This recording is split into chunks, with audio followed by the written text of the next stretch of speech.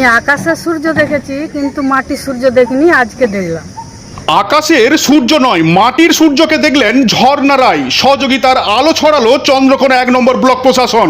দেখছেন বিকাশ খবর, আমি আপনাদের সঙ্গে সানিজুল হক। আজ এক অনন্য মানবিক ঘটনার সাক্ষী থাকলো চন্দ্রকোনা 1 নম্বর ব্লক। মাধবপুর গ্রামের বিধবা মহিলা ঝর্ণা রায় স্বামী কিঙ্কর রায় দীর্ঘদিন ধরে স্বামীর নামে বরাদ্দ বাংলা আবাস যোজনার প্রথম কিস্তির 60,000 টাকা তুলতে ব্যর্থ হয়ে হালদারদিঘি স্টেট ব্যাংকে ফের একবার ব্যর্থ হয়ে চোখের জলে ভেঙে পড়েন।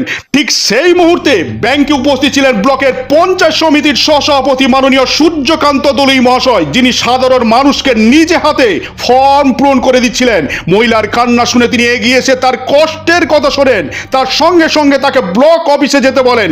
পরে চন্দ্রকোনা 1 নম্বর ব্লকের সমষ্টি উন্নয়ন আধিকারিক মাননীয় কৃষ্ণেন্দু বিশ্বাস মহাশয়ের তৎপরতায় সমস্যার দ্রুত সমাধান হয়। এই ঘটনার পর মহিলার আবেগঘন মন্তব্য, আকাশের সূর্য তো সবাই দেখে, কিন্তু আমি আজ মাটির সূর্যকে দেখলাম। এই কথাতেই ধরা পড়ে জনসেবার প্রকৃত তাৎপর্য। প্রশাসনের এই মানবিক মুখ সাধারণ মানুষের কাছে হয়ে উঠল ভরসার প্রতীক। এমন কার্যকর নেতৃত্ব সমাজের ইতিবাচক বার্তা দেয়। মানুষের পাশে থাকার জন্য পদ নয়, মন দরকার।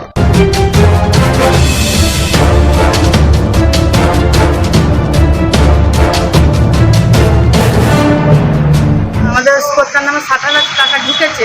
আমি পঞ্চায়েত ঘোড়ার আমি সব জায়গায় গেছি, আবার এসছো আরো বললো এক সপ্তাহে এসো। কতদিন ঘুরছেন? আর 3-4 সপ্তাহ ঘুরছি। 3-4 সপ্তাহ ঘুরছেন, কিন্তু কোনো সুরা হয়নি? না, ওরা শুধু বলছে আজ এসো কাল এসো, সপ্তাহ দিচ্ছে।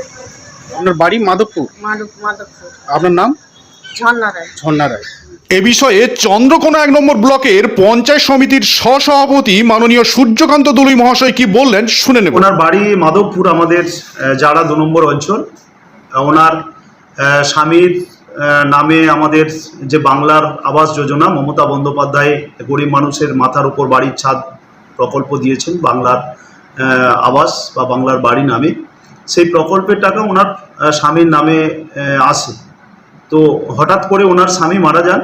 তো যেহেতু ওনার স্বামী মারা গেছেন, তার অ্যাকাউন্ট স্বভাবতই উনি টাকা তুলতে পারেননি। কিন্তু আবার আমি বলি আপনাকে, এই বলেছিলাম যে গরিব মানুষ আমাদের ন্যাশনাল ব্যাংক সম্বন্ধে এতটা সচেতন নয়, ব্যাংকের নিয়ম পদ্ধতি সম্বন্ধে সচেতন নয়। তো স্বভাবতই উনি বারবার ব্যাংকে ঘুরেছেন, কিন্তু ওনার স্বামীর টাকা উনি তুলতে পারেননি, তুলতে না পারেনই কথা।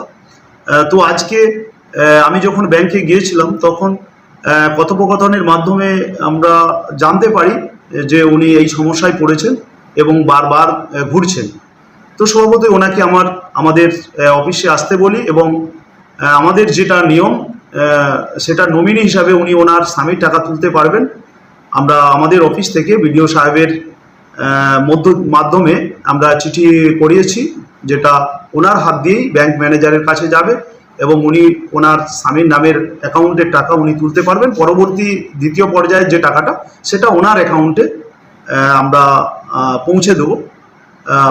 সমাধান উনি পাবেন, এটুকু বলতে পারি। সুজৌ, মহিলার বক্তব্য যে আকাশের সূর্য দেখেছি, কিন্তু মাটির সূর্যকে দেখিনি।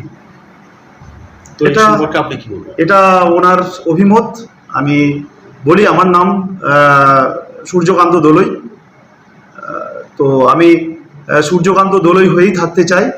আমি ওনাদের যদি বিন্দুমাত্র উপকারে আসতে পারি, তাহলে কর্মী হিসাবে আমার দায়িত্ব যে আমি পালন করতে পারছি, ওটাতেই আমি সন্তুষ্ট। তো এইভাবে সাধারণ মানুষের পাশে দাঁড়াতে আগ্রহী হলেন কেন, এ সম্পর্কে আপনি কি বলবেন? দেখুন, আমরা তৃণমূল কংগ্রেসের কর্মী, যেখানেই থাকি না কেন আমরা তৃণমূল কংগ্রেসের কর্মী।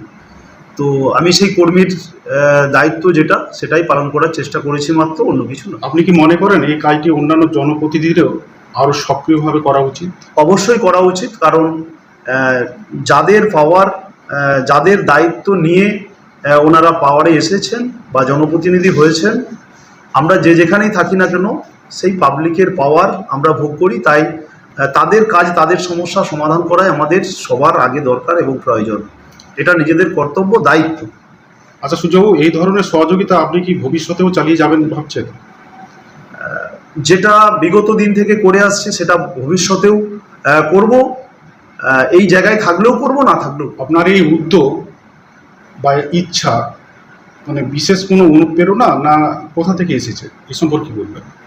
না, আমরা মমতা বন্দ্যোপাধ্যায়ের নীতি আদর্শে আদর্শিত এবং তার নিয়ম মেনেই আমরা দল করি।